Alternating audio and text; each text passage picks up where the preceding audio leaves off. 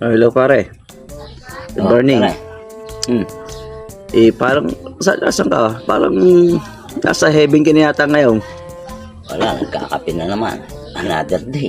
Another coffee. Usual. Coffee.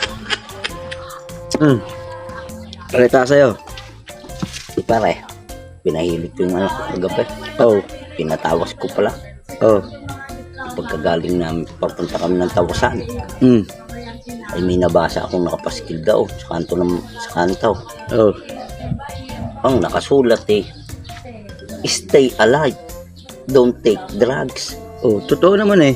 Apa, ay paano totoo? Oh. Sa Tagalog, manatili kang buhay. Oh. Huwag kang uminom ng gamot.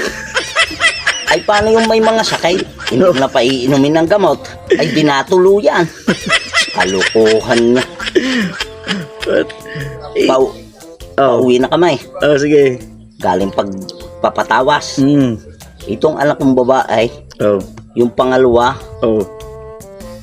ay pag nagtapos daw siya ng pag-aaral, mangingibang bansa daw siya.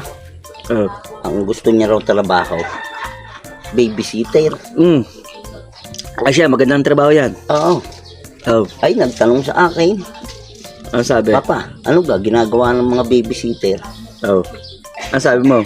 Ay sabi ko, madali lang yung trabaho na yan. Oh. Yan, ang gagawin mo sa bata, panataliin mo lang ang nakaupo, huwag mong patatayo ay. Kaya nga babysitter eh. Di ga?